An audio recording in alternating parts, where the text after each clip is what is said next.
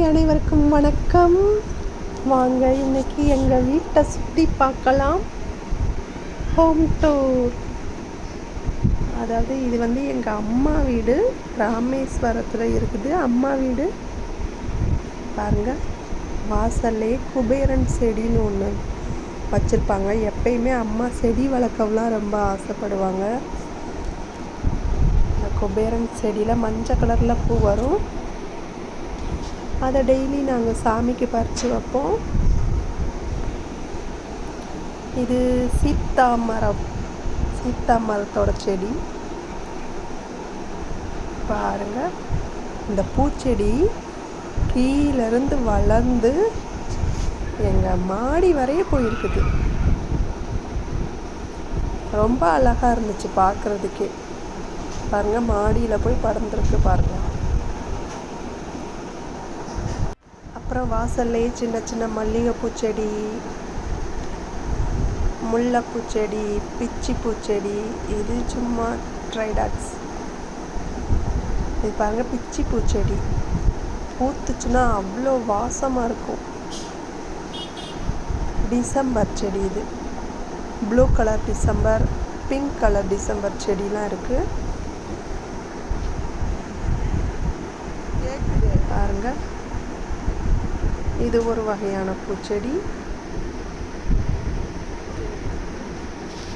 Daily இதுக்கு நல்ல தண்ணி பிடிச்சி ஊற்றுவாங்க அம்மா. பாருங்க, பப்பாளி மரம். வீட்டுக்கு பின்பக்கம் இதெல்லாம் கத்திரிக்காய் செடி. முக்கால்வாசி செடிகள்லேயே காய்கறிகள்லாம் எங்களுக்கு வந்துடும். அதை வச்சே சமையல் பண்ணிக்கலாம். பாருங்கள், கத்திரிக்காய் செடி. இது பப்பாளி செடியில் மட்டும் ஒரு நாளைக்கு 5, 6, 7 பப்பாளி கிட்ட கண்டிப்பாக கிடைக்கும். அதை அம்மா போய் மார்க்கெட்டில் போய் கொடுத்துட்டு வந்துடுவாங்க. கம்மி ரேட்டுக்கு கொடுத்துருவாங்க. இது பாருங்கள், மாங்காய் செடி, மாமரம் செடி இல்லை மரம். இது அவ்வளோ ஒரு புளிப்பாக இருக்கும்.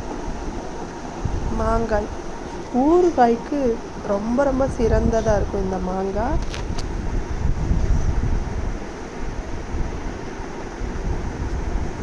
எவ்வளோ ஒரு சூப்பரான காற்று தெரியுமா, இயற்கையான காற்று இதெல்லாம். இப்படி சின்ன சின்ன பிஞ்சுன்னு சொல்லுவாங்கள்ல, அப்போவே நாங்கள் பறித்து சாப்பிட்ருவோம்.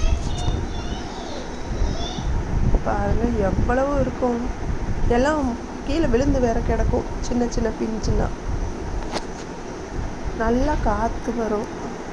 சூப்பராக இருக்குது காற்று. இது எல்லாமே எங்கள் அம்மா வீட்டில் இருக்கிறது. அங்கே சீத்தா செடி, சீத்தா மரம், கஸ்டர்ட் ஆப்பிள் சொல்லுவாங்க இல்லையா, அது.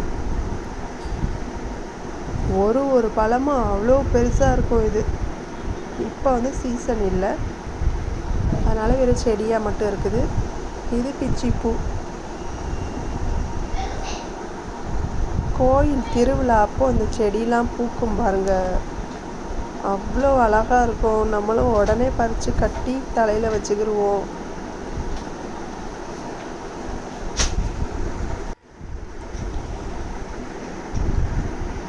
பாருங்கள், அந்த பப்பாளி மரம், மல்லிகைப்பூ செடி. மல்லிகைப்பூ செடிக்குன்னே ஒரு சைடு ஃபுல்லாக விட்டுருப்பாங்க. இப்போ தான் கொஞ்சம் குறைஞ்சிருச்சு. இல்லைன்னா மல்லிகைப்பூ வாசமே நம்மளை எழுப்பி விட்டுரும். அவ்வளோ மல்லிகைப்பூ பூத்துருக்கும். இது எல்லாத்துக்குமே டெய்லி எழுந்திரிச்ச உடனே தண்ணி ஊற்றுறது, பராமரிக்கிறது எல்லாமே அம்மா தான். அப்பா வந்து தென்னை மரத்துகளுக்கு தண்ணி ஊற்றுவாங்க.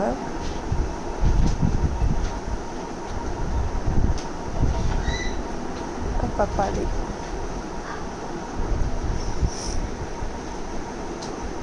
நடுவில் வேப்ப மரமும் எல்லாமே கலந்து தான் இருக்கும்.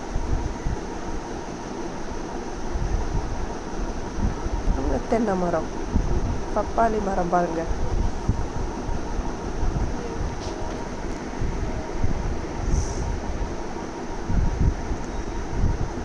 இந்த காற்றுக்குன்னே இந்த பக்கம் நடந்து நாங்கள் வந்து உட்காந்துக்கிருவோம். மத்தியான நேரத்துல எல்லாம் வெயில் அடிச்சிச்சுன்னா இந்த மரங்களுக்கு கீழே தான் நாங்கள் உட்காந்து ரெஸ்ட் எடுப்போம். தூங்கிடுவோம். சில நேரம் இங்கேயே பாய் விரித்து தென்னை மரத்துக்கு கீழே தூங்கிடுவோம்.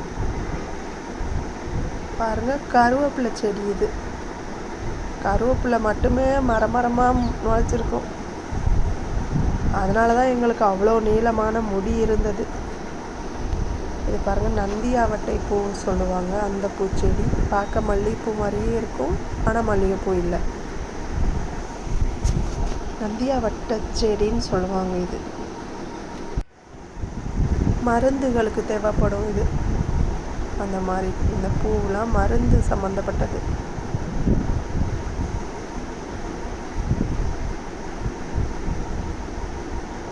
நடுவில் சீத்தா மரமும் இருக்கும். அதுவே வளர்றது தானே.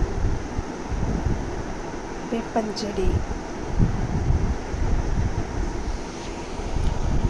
கருவேப்பிலை, எல்லா சமையல்லையும் வீடியோலையும் சொல்லியிருப்பேன், பச்சை கருவேப்பிலைன்னு.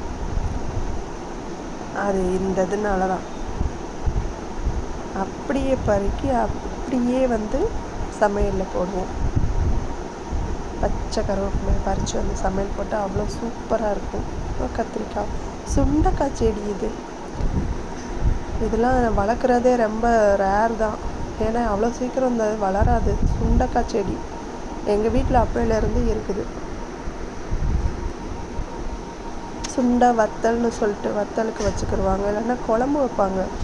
இந்த சுண்டைக்காயில் அவ்வளோ ஒரு மருத்துவ பயன்கள் இருக்குது. பாருங்கள் எவ்வளோ சுண்டைக்காய்.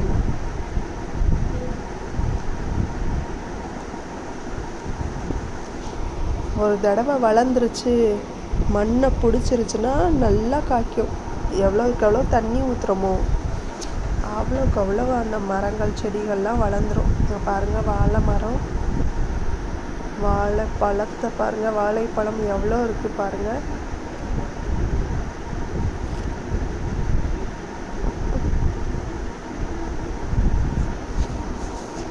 ஐயோ, ரொம்ப சூப்பராக இருக்குங்க காற்று. இதெல்லாம் உங்களுக்கு நான் வீடியோலேயே வாய்ஸ் கொடுக்கலான்னு பார்த்தா பக்கத்தில் ஒரு திருவிழா பாட்டு சவுண்டு கேட்டுகிட்டே இருக்குது. அது வேறு காப்பி ரைட் வந்துருன்ட்டு நான் ஆடியோவை போடுறேன். பாருங்கள், வாழைப்பழம், வாழை மரத்துக்கு கீழே நின்றாலும் அவ்வளோ காற்று வருது. ஆஹா, எங்கே கிடைக்கும் இந்த மாதிரி காற்றுலாம்? தேடி தேடி போய் நாங்கள் காற்றுக்காகனே தேடி தேடி மரத்துக்கு கீழே போய் உட்காருவோம். பாருங்க, வாழைப்பழம்,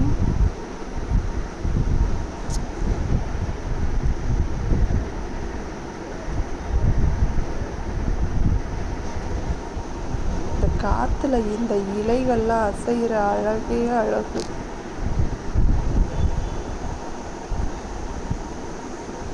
இது என்னன்னு தெரியுதா? கொய்யா மரம். அதுவும் இருக்குது கொய்யா மரம். கொய்யா பழத்தெல்லாம் நாங்கள் பெருசாகவே ஆக விடுறதில்ல. அவ்வளோ சூப்பராக இருக்கும், டேஸ்ட்டாக. சின்னதாக இருக்கும்போதே பிடுங்கி சாப்பிட்றது.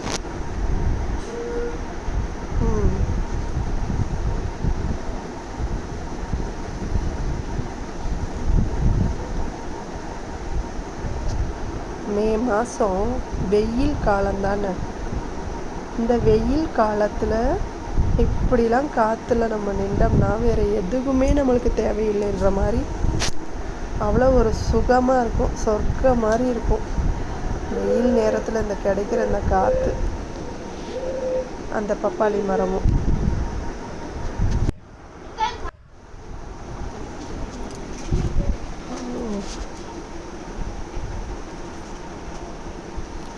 எல்லா மரங்களும் சேர்ந்து காற்றுல அசையும் போது பார்க்கவே அவ்வளோ அழகாக இருக்குது. தென்னை மரத்தோப்பினிலே குயிலே குயிலே நம்ம தேடி சொன்ன குயிலே குயிலே தென்னை மரத்தோப்பினிலே பூக்குள்ளே கோயிலே கோயிலே. வாவ்.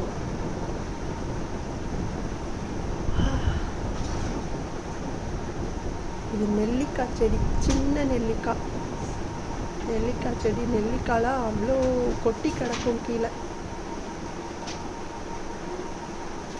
தென்னை மரங்கள், கொய்யா மரம், தென்னை மரம் எல்லாமே கலந்துருக்கும்.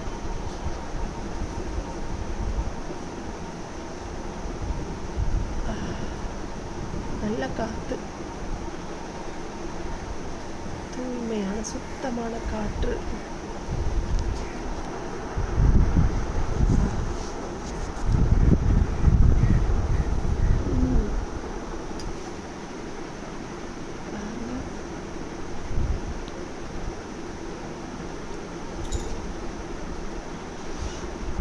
எங்கள் அம்மா வீடே ஒரு சொர்க்கம்தான்.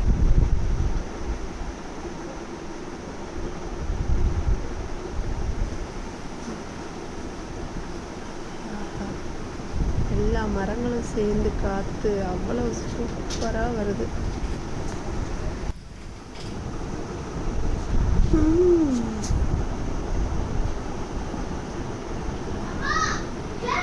இப்படி இயற்கையாக நம்ம இயற்கையான காற்றை சுவாசித்து வாழ்ந்தாலே நம்மளுக்கு எந்த ஒரு நோய் நொடியும் இருக்காது. நீங்கள் இது மாதிரி செடி வளருங்க, ஆரோக்கியமாக இருங்க. நன்றி. நான் செல்வஜோதி பிரியா.